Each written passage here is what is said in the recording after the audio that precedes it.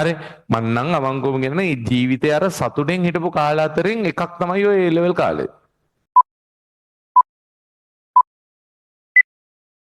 හරි දැන් මේ දවස්වල සතුට දුකද අපිට හිතා ගන්න පොඩි වෙලාවක් නැති ප්‍රශ්නයක් තියෙනවා. හරි හරි ඉතින් මේ එහෙම අවුලක් නැහැ. මම නම් ඉතින් ඒ ගෙවන මොහොත එන්ජොයි කරන්න පුළුවන් තරම්.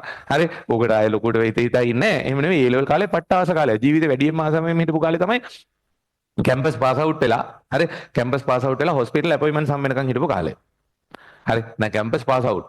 හරි කැම්පස් පාස් අවුට් කියලා 17 ක්ලාස් පටන් ගන්න බෑ. මොකද ටික දවසකින් හොස්පිටල් වැඩ කරන්න ඕන. ඒ කියන්නේ කැම්පස් පාස් අවුට් වුණා කියලා පුතේ ෆයිනල් MBBS එකේ රිසර්ච් දැම්ම කියලා අපිට ડોක්ටර් කෙනෙක් විදිහට වැඩ කරන්න බෑ.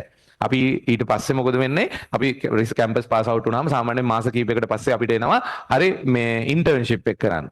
හරි මම අර කිව්වේ නයිට් ක්ලාස් එහෙම කරා කියලා. අන්න ඒ කාලේ. ඒ ඉන්ටර්න් ඉවර වුණාන් පස්සේ තමයි අපිට මෙඩිකල් කවුන්සිල් එකේ රෙජිස්ට්‍රේෂන් හම්බ වෙන්නේ. හරි රෙජිස්ට්‍රේෂන් නම් වෙන්නේ. ඉතින් අන්නේ රෙජිස්ට්‍රේෂන් ගන්නකම් ඉන්න කාලේ හරි ඈගල්ල විතරයි පන්ති තිබ්බේ. එතකොට වෙන නගරවල පන්ති නැහැ. මොකද වෙන නගරවල පන්ති කරන්න අමාරුයි. මොකද තව ටික දවසකින් මම දන්නවා හොස්පිටල් අපොයින්ට්මන්ට් සම් වෙනවා. එතකොට මම හොස්පිටල් වැඩට යන්න ඕනේ. හරි ඉතින් එතකොට කෑගල්ල විතරයි පන්ති තිබ්බේ. හරි එතකොට සතියේට සාමාන්‍යයෙන් උපරිම දවස් 2යි 2කමාරයි පන්ති. හරි එතකොට ඒ පන්ති වලින් යම් කිසි මුදලකුත් හම්බ වෙනවනේ සල්ලිත් හම්බ වෙනවනේ පුතේ. හරි ඒක නිසා විනෝද වෙන්නත් කිසිම ලිමිට් එකක් නැහැ. ඕනේ තරම් සල්ලිත් තිබ්බා එතකොට. හරි ඒ කියන්නේ යාළුවෝ එක ට්‍රිප් ගියා. ඉතින් ආයේ මාර විනෝදයි. හරි දවස් 4කමාරක්ම සතියේ විනෝද වෙන්න කල් තිබ්බා. හරි ඇයි ඒවා ඉතින් ඒ කාලේ බෝනස් වගේ. ඇයි ෆයිනල් ඉයර් එකේ මැරිලා හරි ඇයි ඒ කාලේ කැම්පස් උයි ක්ලාස් උයි ඔක්කොමනේ. හරි මැරිලා ඉඳිදී අර කාලේ පුතේ එන්න පට්ටාත දවස් 2කමාරයි සතියේම වැඩ තියෙන්නේ. හරි හොඳට සල්ලිත් හම්බ වෙනවා. හරි ඉතින් එතකොට දන්නේ නැද්ද කොල්ල කාලේනේ එතකොට වාහන පිස්සුවක් තිබ්බා ඒ කාලේ හොඳටම. හරි ඉතින් මේ මොකෝ වෙන්නේ වෙන්නම විනෝදයි. ඉතින් ඒ කාලේ තමයි ජීවිතයේ ආසම කාලේ. හරි මෙලෝ වගකීමකුත් නැහැ. එතකොට කතාවද බැඳලත් නැහැ. හරි දැන් ඔය වැන්දාන් පස්සේ ඉතින් ළමයින්ගේ වගකීම් වයිෆ් ගැන බලන්න ඕනේ. ඉතින් ඒවා දේවල් තියෙනවානේ. අරම මොනවත් නැහැ. පට්ට නිදහස්. ඒක තමයි ජීවිතයේ ආසම කරපු කාලේ.